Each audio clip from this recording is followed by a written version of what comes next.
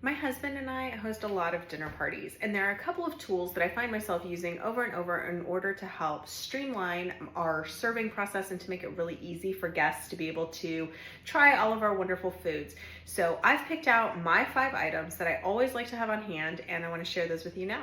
My husband and I travel a lot, and I love to collect different display bowls and boards and things like that. So I wanted to share a couple with you and then tell you, if nothing else, go with a classic cutting board in order to set up a charcuterie board. This is a really, really heavy stone one that we got the last time that we were in Boston. This one from Texas in Buc-ee's. For my general everyday, I always greet my guests with a charcuterie board. It's a great snacking item. It's a great way to bring people into the house. And I always have a couple of different cutting boards on hand. So this is my smaller option. It's 12.5 inches by 8 inches, gets the job done when there's just a few items that you want to display. And then you can obviously go much larger depending on how many people you have, things like that.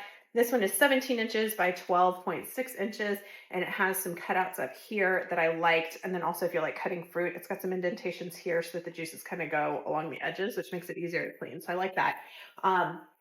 But I didn't take any pictures of the party that we had this weekend, so you're going to kind of have to visualize with me. But what I generally speaking like to do is I like to put my cheese and my taller items kind of in the back.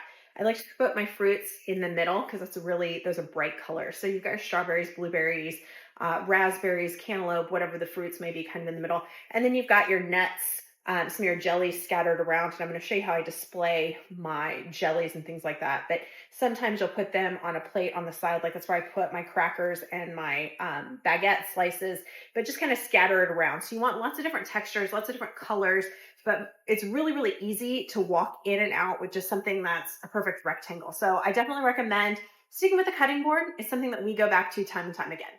Something that I think is often overlooked when you're making such a beautiful charcuterie board is how to serve it. So I always like to have a few serving pieces on hand, which really make it a little bit more elegant, a little bit more sophisticated, and really just easy as well. So the convenience for your guests to be able to serve themselves. So I always like to have these near my charcuterie board as well as on the dining table, depending on what types of things I'm serving. So the first thing that I always like to have, obviously, some cheese knives. So I always have a couple of these sitting out next to each of the cheeses.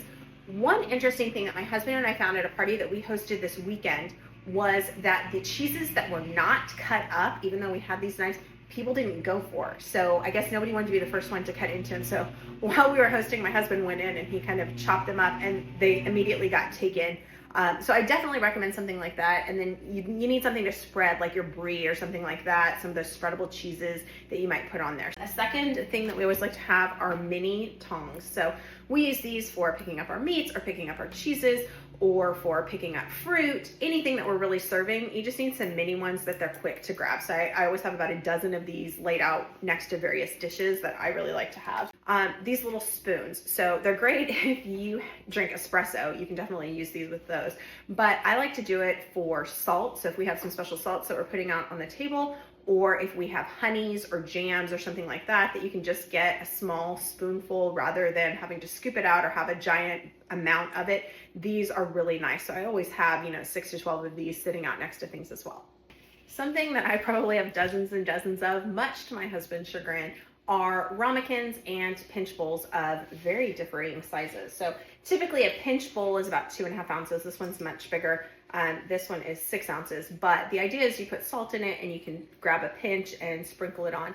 Really what this does is allow, and then also here's your ramekin. So you pour honey or something like that in here and you can serve it. If you have a sauce or something, you can put that in here, make it easily servable for your guests.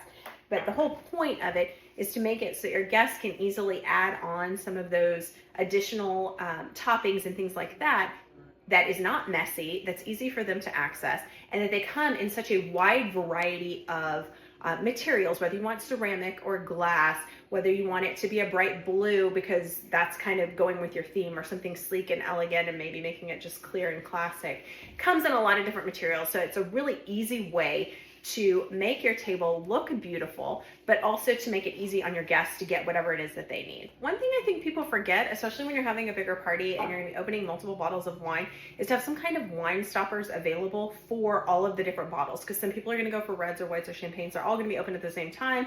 You're going to lose the corks or they're going to break. So you wanna make sure to have something on hand. There are some that you can use to pump out the air, which is one like this does. There's a million collectible ones that you can get that are glass and really, really beautiful. I haven't found that those particularly work well, but they really look nice on your table. And honestly, the wine's not going to last much beyond the dinner anyway, so I think that's fine. I also always like to have one that is specifically aimed at champagne. So we opened this 2 days ago. This is a sparkling Brut Rosé. You just put it in there and then lock it in place, and it keeps its fizz. So definitely something that you want to have on hand next to your bar cart or next to where you're serving all of your bottles of wine, just so that you can make sure to go ahead and have something to cover them up and keep them protected. I'm a big fan of having water pitchers and water dispensers for water. You can also use them for other things, like if you're doing sangria or something like that. But depending on the theme and whether it's inside or outside, I may choose, if we're going outside, to do something that's plastic and maybe a little bit brighter. This is kind of a classic version that I always keep in my refrigerator. I fill it up with water in the morning and then leave it in there. Then I don't have to worry about ice constantly because I already have cold water ready to rock and roll.